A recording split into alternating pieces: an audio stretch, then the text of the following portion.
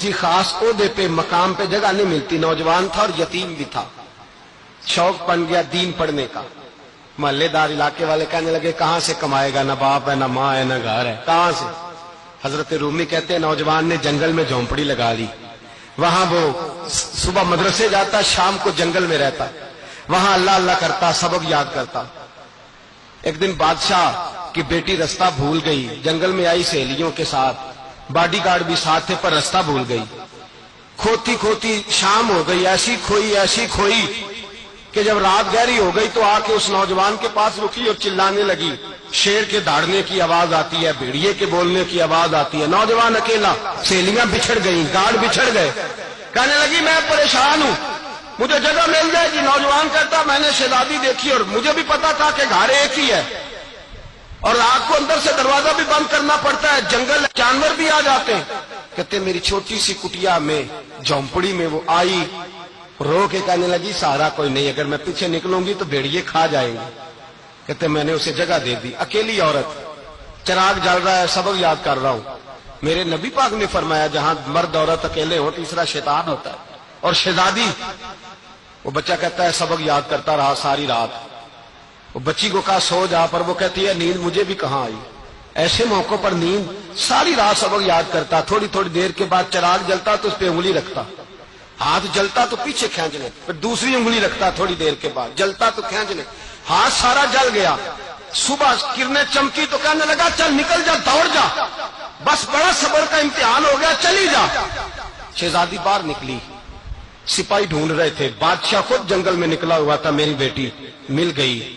बादशाह तन्हाई में जाके कहने लगा बेटा मैं दुनिया को बताऊंगा कि मेरी बेटी खोई नहीं थी, सिपाही साथ ही थे। ये बड़ा मुश्किल होता है, बेटी तो भूल के भी रात कहीं रह पड़े तो लोग जीने नहीं देते, तो बेटा मुश्किल हो जाएगा मेरे लिए। कहां थी? उसने कहा नेक नौजवान के पास। उसने कहा बेटा मैं तो तेरी बात मानूंगा पर दुनिया नहीं मानेगी। अगर उस नौजवान ने किसी को बता दिया कि तू उसके पास थी तो फिर लोग मेरा जीना मुहाल कर देंगे। बेटा मैं मर जाऊंगा, मेरी मजबूरी ये है कि वो कहीं राज ना उगल दे वो नौजवान, उसे कत्ल करना पड़ेगा। औरत ने मिन्नतें की, उस बेटी ने कहा मेरे मौसम को मारोगे, रोई। और वो कहने लगा मैं बादशाह हूं, मेरा अपना विकार है, मैं उसको छोड़ नहीं सकता। गिरफ्तार कर लाए सिपाही, वक्त तय हो गया सजा का। अकेले काल कोठरी में रखा गया, जो उसके खास एतबार वाले थे उनकी ड्यूटी लगाई। बादशाह ने बुलाया तालिब इल्म को, आया। औरत कहने लगी, बेटी कहने लगी एक दफा तो बुलाओ ना, एक सवाल बस पर्दे में रह के पूछना है और फिर जो आपका जी चाहे, मेरे मौसम को मारना तो है, तो मर्जी आपकी। सामने खड़ा किया, नौजवान पर्दे के पीछे, औरत खड़ी हो गई। बादशाह बीच बैठ गया। बीबी कहने लगी सारी रात बेदार मैं भी रही, सोया तू भी नहीं। वो जो तू चिराग के करीब हाथ ले जाके जलाता था वो समझ नहीं आई। नौजवान रो पड़ा, कहने लगा क्या करूं, मैंने रसूलुल्लाह का दीन पढ़ा है, क्या करूं, मैंने हुजूर का दीन पढ़ा है। मैंने पढ़ा है कि जानी को सबसे नीचे दोज़ख के सबसे निचले दर्जे में जलाया जाएगा, उसे जहन्नमियों का पीप और रोशा पिलाया जाएगा, गंद खिलाया जाएगा। ये रवायतें पड़ी हुई थी। थोड़ी थोड़ी देर के बाद शैतान मुझे कहता था बदकारी कर ले। मैं अपना हाथ उसी वक्त जब शैतान मशवरा देता तो मैं आग पे करता, मैं कहता अगर ये बर्दाश्त हो गई तो वो भी हो जाएगी।